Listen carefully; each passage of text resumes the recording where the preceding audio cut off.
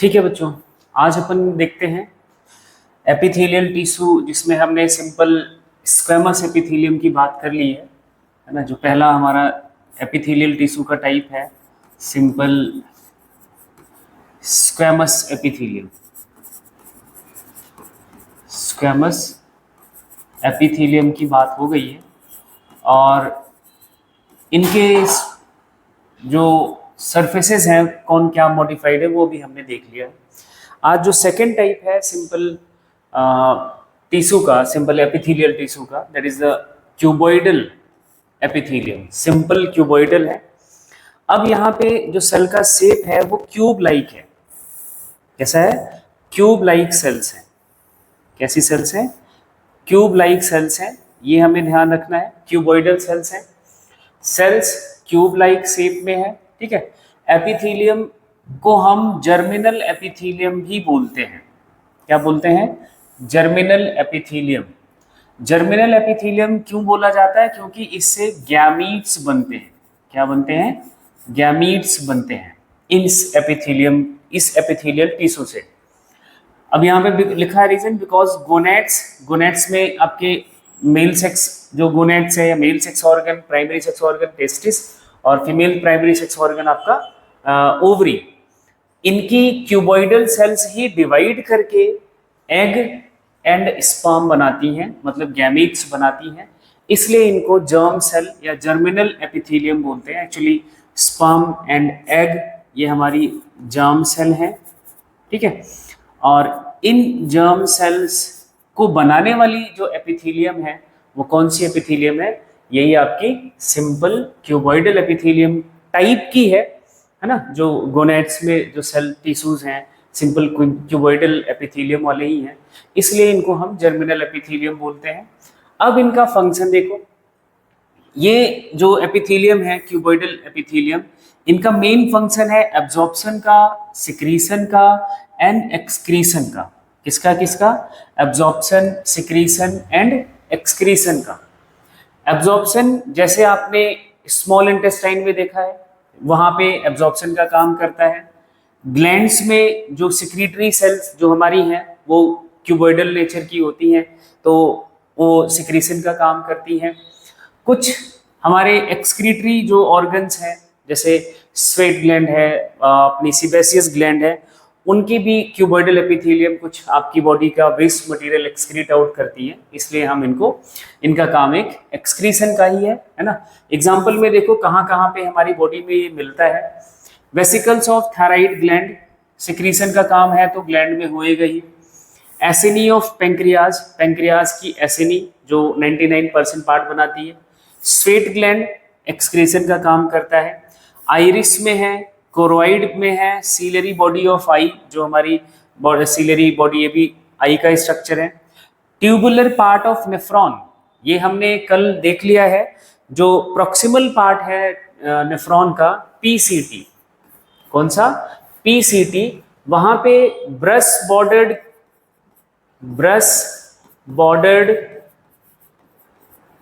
Epithelium है। Brush bordered epithelium है। और जो आपका नेक्स्ट जो पार्ट है ब्रश बॉर्डर्ड एपिथेलियम, वही होएगी जो क्यूबॉइडल एपिथेलियम है, और इसके सरफेस पर माइक्रोविलाई प्रेजेंट है। क्या प्रेजेंट है? माइक्रोविलाई प्रेजेंट है जिस एपिथेलियल टिश्यू के ऊपर, उसको हम ब्रश बॉर्डर्ड बोलते हैं।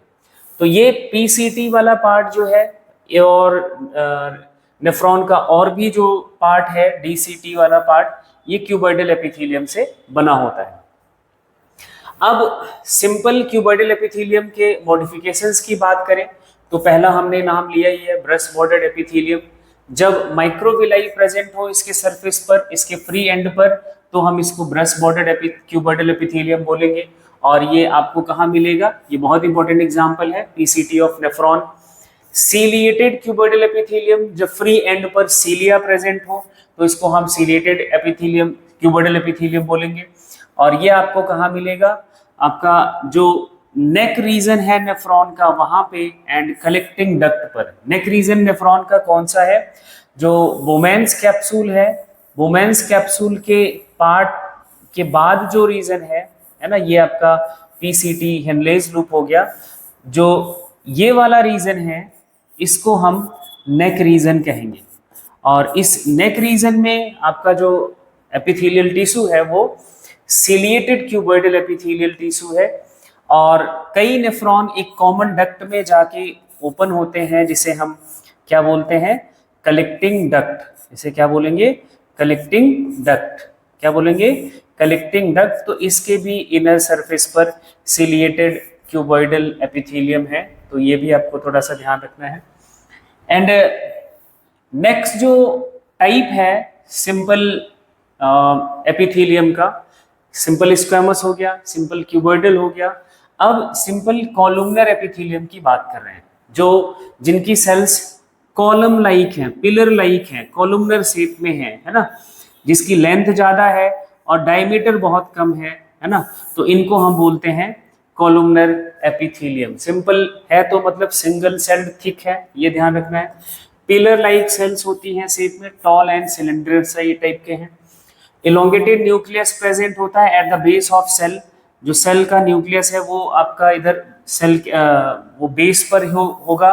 जो सेल्स हैं पिलर लाइक जो सेल्स हैं, जैसे अपन ये बना रहे हैं, तो इसके ये बेसल पार्ट पे इलोंगेटेड न्यूक्लियस देखने को मिलता है ना। मिड पार्ट पे नहीं, थोड़ा नीचे की तरफ शिफ्ट होगा। इनका मेन फंक्शन है एब्जॉर्प्शन का एंड सिक्रीशन का। बाइल डक्ट और लीवर बेस्ट एग्जांपल है, ये आपको वहां मिल जाएंगे। सिंपल कॉलमनर एपिथेलियम के भी मॉडिफिकेशंस हैं।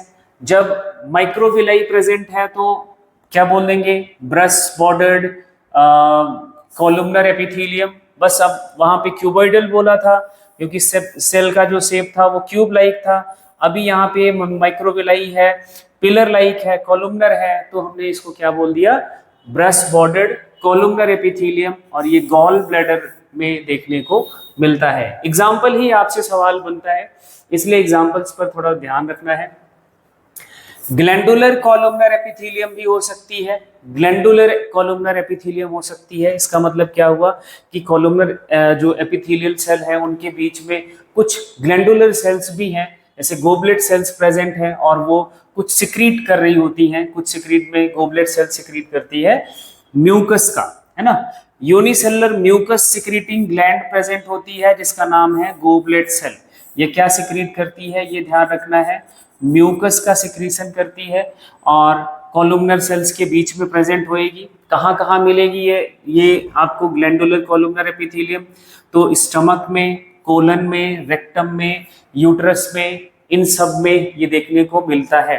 क्योंकि स्टमक में भी म्यूकस का सिक्रीशन है, कोलन में भी सिक्रीशन है, यूट्रस में भी है, रेक्टम में भी है, इन सारे ऑर्गन्स में म्यूकस का सिक्रीशन है। जैसे आप इस डायग्राम को देखो तो ये कॉलमनर एपिथेलियम है, कॉलमनर सेल्स हैं, इसके बीच में ये एक आपकी गोबलेट सेल्स है, ये गोबलेट सेल है और ये इनका सिक्रीशन है, गोबलेट सेल का सिक्रीशन म्यूकस, ये ध्यान रखना है, म्यूकस, है ना।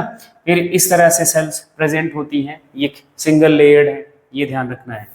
Glandular brush bordered columnar epithelium, अब वर्ड से ही समझ आ रहा है, ब्रश बॉर्डर्ड है मतलब माइक्रोविलाई भी प्रेजेंट है एंड अलोंग विद ये ग्लैंडुलर सेल्स के साथ हैं, मतलब गोबलेट सेल्स भी हैं और उनके फ्री एंड पर माइक्रोविलाई प्रेजेंट है। ये हमारे ड्यूडेनम और इलियम वाले पार्ट में देखने को मिलता है। बहुत इंपॉर्टेंट एग्जांपल है, ये भी ध्यान रखना है। Ciliated columnar epithelium, epithelial tissue जो है सिंपल एपिथेलियम है तो सिंगल सेल थिक होगा। इसके फ्री एंड पर आपको सीलिया का आउटग्रोथ दिख जाए, सीलिया प्रेजेंट हो, तो आपको इसको क्या बोलना है, सिलिएटेड कॉलमनर एपिथेलियम। सीलिया प्रेजेंट हो और ये हमें मिलता है फेलोपियन ट्यूब में। Ependymal epithelium of brain ventricle, brain ventricle brain की कैविटी में भी मिलता है, जो सीलिया के बीटिंग मैकेनिज्म से फेलोपियन ट्यूब पे देखने को फेलोपियन ट्यूब में बात करें तो ये एग को मूव कराता है फेलोपियन ट्यूब में, जिससे वो यूट्रस की तरफ बढ़े, यूट्रस की तरफ जाए, है ना। तो इनका काम है मूवमेंट, कुछ स्ट्रक्चर्स को देना। स्टीरियो सीलिएटेड कॉलमनर एपिथेलियम की बात कर लेते हैं। सीलिया की बात करी थी तो हमने दो टाइप का सीलिया पढ़ा था, एक कीनोसीलिया और दूसरा आपका स्टीरोसीलिया। तो ये जो हम देख रहे हैं अभी, ये जो आपने देखा है ना, सीलिएटेड कॉलमनर एपिथेलियम, तो तो ये कीनोसिलिएटेड है, मतलब सीलिया बीट करता है, कॉन्ट्रेक्टाइल नेचर का है। लेकिन स्टीरियोसीलिया भी देखने को मिलता है फ्री एंड पर, ये इनमें बीटिंग मैकेनिज्म नहीं है, कॉन्ट्रैक्टाइल नहीं है। ये आपको एपिडिडर्मिस एंड वास डिफरेंस, ये हमने पहले भी बात कर ली है, इन दोनों स्ट्रक्चर्स में देखने को मिलता है। तो ये आपका हो गया कॉलुमनर एपिथेलियम की भी कहानी खत्म। ठीक है, कॉलुमनर एपिथेलियम के मॉडिफिकेशंस थोड़े ज्यादा हैं। कॉलुमनर एपिथेलियम का मॉडिफिकेशन पहला आपका हो गया कौन सा, ब्रश बॉर्डर्ड कॉलुमनर एपिथेलियम, फिर glandular columnar epithelium, and then glandular brush bordered epithelium, again ciliated epithelium, ciliated के बाद स्टीरियोसीलिएटेड एपिथेलियम। ये इनके टाइप्स हो गए। एंड नेक्स्ट जो आपका है टिश्यू टाइप है ना, आपका स्यूडो स्ट्रेटिफाइड एपिथेलियम है ना। अपने एपिथेलियल टिश्यू की टाइप्स की बात करें तो हमने देख लिया है, एक बार फिर से हम क्लासिफिकेशन पे चलते हैं। इसके simple squamous, simple cuboidal, simple columnar and then pseudo stratified, जिसमें से हमने सिंपल स्क्वैमस की बात कर ली, सिंपल क्यूबॉइडल की बात कर ली, सिंपल कॉलुमनर की बात कर ली, ये लास्ट स्यूडो स्ट्रेटिफाइड एपिथेलियम बच रहा है। ये सिंपल एपिथेलियल टिश्यू के टाइप्स हैं, ये सारे सिंपल एपिथेलियल टिश्यू के टाइप्स हैं। मतलब यहाँ पे एक सबसे इंपॉर्टेंट क्राइटेरिया याद रखना है कि जो सेल का थिकनेस है वो सिंगल सेल्ड थिक है। वो कैसा है, सिंगल सेल्ड थिक है। ठीक, सिंगल सेल्ड थिक है, ये ध्यान रखना है। सिंगल सेल्ड की थिकनेस होती है, मल्टी लेयर्ड थिकनेस नहीं है। चाहे वो सिंपल स्क्वेमस है तो प्लेट लाइक, क्यूबॉइडल है तो क्यूब लाइक, कॉलुमनर है तो pillar like cells. Pseudo stratified का हमने स्पेशल अरेंजमेंट बता ही दिया था, एक लॉन्ग सेल है, एक स्मॉल सेल है ना, एक लॉन्ग सेल है, स्मॉल सेल है, लॉन्ग सेल है, स्मॉल सेल है, इस तरह से अरेंजमेंट होता है। अब इनके न्यूक्लियस का लेवल देखते हैं तो हमें ऐसा दिखता है कि दो तरह के दो लेयर है सेल की, है ना, एक लेयर ये, एक लेयर ए, जबकि ऐसा नहीं है, सिंगल सेल्ड थिक ये भी स्ट्रक्चर है, इसलिए ऐसा दिखता है। स्यूडो मींस फॉल्स स्ट्रेटिफाइड है, ये ध्यान रखना है, स्यूडो स्ट्रेटिफाइड है, स्यूडो स्ट्रेटिफाइड है, मतलब आपको एक्चुअली ये स्ट्रेटिफिकेशन है नहीं इसका, लेकिन ऐसा दिखता है, तो ये आपको ध्यान रखना है। और उसके बाद हम कंपाउंड एपिथेलियम की बात करेंगे ही, जहाँ पे थिकनेस मोर देन 1 सेल की आ जाती है। तो अब हम बात कर लेते हैं क्यूबॉइडल की, तो हो गई, हमने कर ली। स्यूडो स्ट्रेटिफाइड एपिथेलियम की हम देखते हैं कहानी।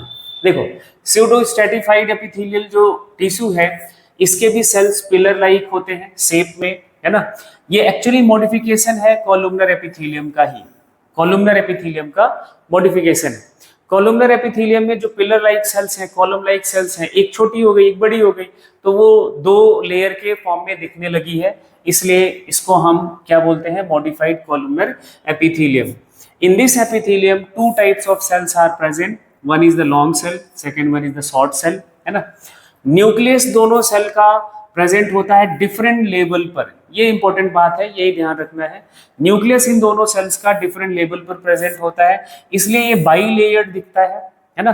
एक बहुत छोटी सेल है तो उनका न्यूक्लियस थोड़ा नीचे होता है, जो बड़ी सेल्स है उनका न्यूक्लियस थोड़ा ऊपर होता है, तो वो 2 लेयर के फॉर्म में दिखती हैं, लेकिन होती हैं एक ही लेयर के फॉर्म में, है ना। But all cells are present on a single basement membrane, चाहे वो लॉन्ग सेल है वो भी बेसमेंट मेम्ब्रेन एक पे इसी पे प्रेजेंट होगी, शॉर्ट सेल है वो भी इसी पे, है ना। तो इनका जो बेस है, बेसमेंट मेम्ब्रेन जिससे अटैच्ड है, वो सेम होता है, ये ध्यान रखना है। यूनिलेयर्ड है, pseudo stratified ciliated columnar glandular epithelium, ये थोड़ा इंपॉर्टेंट है। स्यूडो स्ट्रेटिफाइड है, मतलब फॉल्स स्ट्रेटिफिकेशन है। सिलिएटेड है, सिलिएटेड है, सिलिएटेड हमने सीलिया बना दिया, है ना। उसके बाद ग्लैंडुलर भी है, मतलब इनके बीच बीच में आपको गोबलेट ग्लैंड्स, गोबलेट सेल्स बना देनी है, ग्लैंडुलर भी हो गया।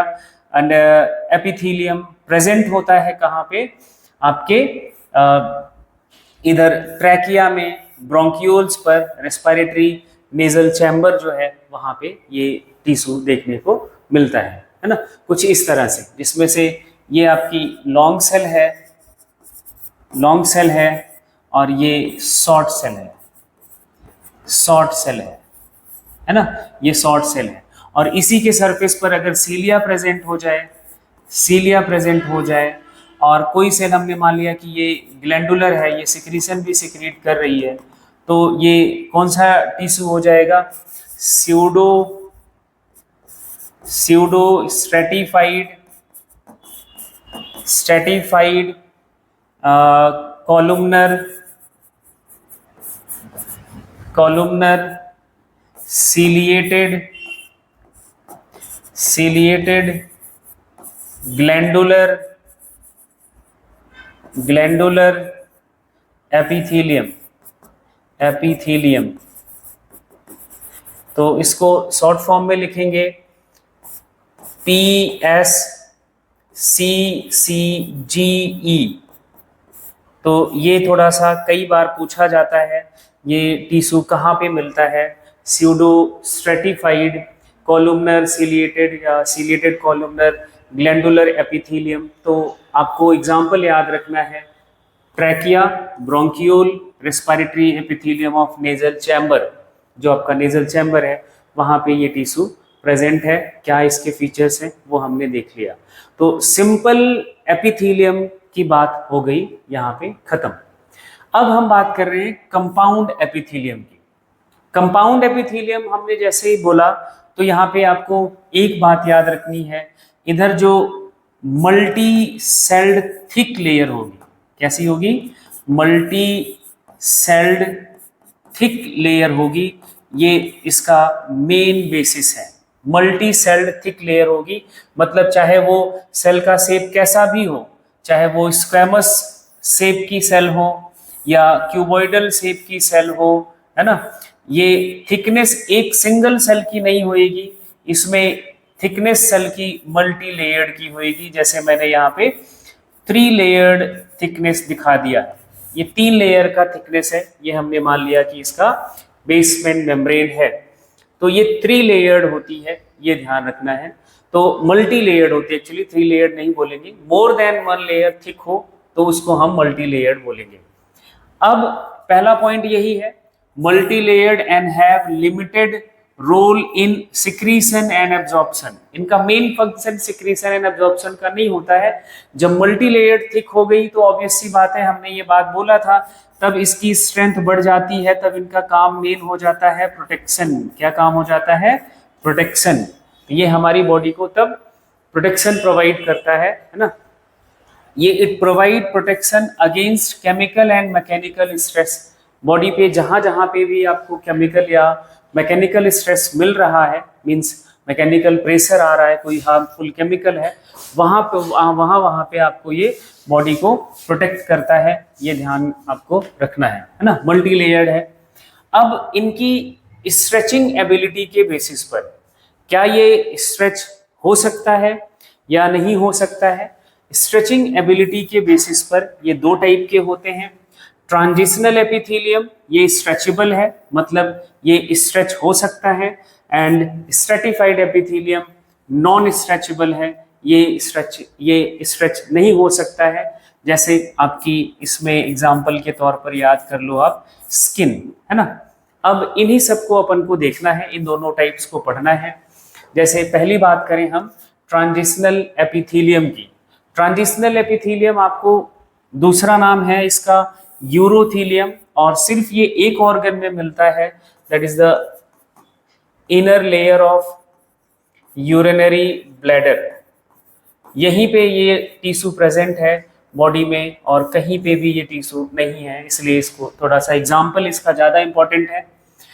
रेस्टिंग कंडीशन में इनका जो बेसमेंट मेम्ब्रेन है, और thin basement membrane is present, but जब ये स्ट्रेच कर जाता है बेसमेंट मेम्ब्रेन लगभग इनकी डिसअपीयर हो जाती है। बेसमेंट मेम्ब्रेन हम उसको बोलेंगे जो इनके नीचे एक कनेक्टिव टिश्यू और एपिथेलियल टिश्यू के बीच में एक लेयर प्रेजेंट होती है, ये सेलुलर लेयर नहीं होती है, ये materialistic layer, that is a basement membrane, इसको हम बोलेंगे बेसमेंट मेम्ब्रेन। ये हमने इसको डिस्कस कर लिया है। बेसमेंट मेम्ब्रेन का सिक्रीशन दोनों टिश्यू करता है, एपिथेलियल भी और कनेक्टिव टिश्यू भी, इनका सिक्रीशन की बात करते हैं तो, है ना। तो बेसमेंट मेम्ब्रेन नॉर्मली इनका थोड़ा सा थिक होता है, लेकिन जब ये स्ट्रेच कंडीशन में होगा तो बेसमेंट मेम्ब्रेन डिसअपियर कर जाता है। सेकेंड पॉइंट आपको ये ध्यान रखना है, इन this epithelium 4 to 6 layered cells present होती है, मतलब सेल का जो थिकनेस है 4 to 6 होगा। इनर मोस्ट जो सेल लेयर है वो कॉमनली क्यूब लाइक सेल्स हैं, क्यूबॉइडल शेप होगा। मिडिल की 2 से 4 लेयर जो बनी होती हैं वो पियर शेप्ड होती हैं, अम्ब्रेला शेप जिसे हम बोलेंगे या पॉलीगोनल शेप बोलेंगे। आउटर मोस्ट जो लेयर होगी वो आपकी ओवल शेप से बनी होगी, है ना। और ये सारी सेल्स का जो हम शेप बात कर रहे हैं, inner most cube like, middle की जो आपकी पियर शेप या अम्ब्रेला शेप, आउटर मोस्ट की ओवल शेप, ये सिर्फ और सिर्फ तभी दिखेगी जब ये टिश्यू रेस्टिंग कंडीशन में होता है। कौन सी कंडीशन में? रेस्टिंग कंडीशन में, तभी ये आपको देखने को मिलता है, अदरवाइज ये अपना शेप जो है वो चेंज कर लेता है। ये रेस्टिंग कंडीशन में ही देखने को मिलता है, ठीक है। These different shapes of cell appear only in the resting stage. Next point लिखा है, जब ये स्ट्रेच हो जाता है तो सभी सेल का शेप जो होता है वो फ्लैटेंड हो जाएगा, फ्लैटेंड हो जाएगा, ये ध्यान रखना। या आप बोल सकते हो स्क्वैमस शेप का हो जाएगा या प्लेट लाइक हो जाएगा, है ना, जब ये स्ट्रेच करता है। स्ट्रेच्ड कंडीशन में कोई भी ऐसे inner layer, middle layer, outer layer का जो शेप है वो तब वो शेप नहीं रहेगा। अब यहाँ पे आप देखो तो सबसे नीचे वाली लेयर क्यूब लाइक है, इधर पॉलीगोनल है मिडिल लेयर, है ना। ऊपर वाली सेल लगभग ओवल सी होती है, सबसे आउटर मोस्ट लेयर ओवल सी होती है। जब ये स्ट्रेच कंडीशन में होगा, जैसे ये पिक्चर देख रहे हो, तब सभी सेल्स आपकी कैसी होती हैं? प्लेट लाइक, फ्लैटेंड हो जाती हैं, तब कोई ऐसा शेप इनका नहीं रह जाता है, ये ध्यान रखना है। अब इसके आउटर लेयर पर आपको एक थिन क्यूटिकल लाइन प्रेजेंट होता है जो इस टिश्यू को वाटर प्रूफ बनाता है। क्यूटिकल का क्या मतलब है? क्यूटिकल क्या है? जब क्यूटिकल की बात करते हैं तो क्यूटिकल एक वैक्सी मटेरियल का सिक्रीशन, वैक्सी मटेरियल का डिपोजिशन है ना। इसको हमने मान लिया कि ये क्यूटिकल है, that is a waxy layer, wax से बना हुआ फैटी लेयर है, ये ध्यान रखना है। और ये टिश्यू कहाँ कहाँ पे है? देखो, एक तो आपको याद रखना ही है, urinary bladder, ureter, renal pelvis and PCT of male urethra, है ना। प्रॉक्सिमल पार्ट, एक्चुअली पीसीटी नहीं बोलेंगे, proximal part of male urethra. इन रीजन्स में आपको ये यूरोथेलियम देखने को मिलता है। रीनल पेल्विस की बात करें तो आपने किडनी का स्ट्रक्चर पढ़ा होगा, तो जो यूरेटर है फनल शेप जो स्ट्रक्चर बनाता है, जिसमें आपके मेडुलरी पिरामिड्स लगे होते हैं, तो ये फनल शेप जो स्ट्रक्चर होता है इसको हम रीनल पेल्विस कहेंगे, है ना। तो रीनल पेल्विस के पास ये टाइप का टिश्यू है। यूरिनरी ब्लैडर आपको पता ही है, और ये यूरेटर, ये इसकी जो वॉल है वो भी यूरोथेलियम से बनी है।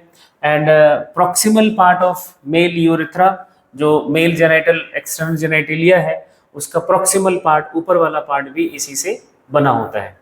सेकंड जो आपका कंपाउंड एपिथेलियम का टाइप है, that is a stratified epithelium. ये नॉन स्ट्रेचेबल है, पहली बात तो यही याद रखना है, नॉन स्ट्रेचेबल है, नॉन स्ट्रेचेबल है, ये खिंच नहीं सकता, ठीक है, ये नॉन स्ट्रेचेबल है। और इनके shape of cell, outermost layer की जो सेल का शेप है, इसके बेसिस पर इनको हम 3 कैटेगरी में क्लासिफाई करेंगे। जैसे आप यहाँ पे देख रहे हो, स्ट्रेटिफाइड स्क्वैमस, मतलब आउटर मोस्ट सेल का जो शेप है वो प्लेट लाइक है, फ्लैटेंड सेल्स हैं, तब आप स्क्वैमस बोल दोगे। और उसके बाद है दूसरी क्यूबॉइडल, मतलब आउटर मोस्ट लेयर की सेल का शेप क्यूब लाइक है, इसलिए हमने इसको क्यूबॉइडल बोल दिया। और यही तीसरा नाम है कॉलुमनर, तो आउटर मोस्ट सेल का जो शेप है वो कैसा है, क्यूब लाइक है, और नीचे सबका वही स्क्वैमस सेल्स होती हैं। मल्टी लेयर्ड है, ये आपको ध्यान रखना है, यूनी लेयर्ड नहीं है, सिंगल सेल थिक नहीं होता है। तो इन सब को हम डिस्कस करेंगे नेक्स्ट वीडियो में। Thank you.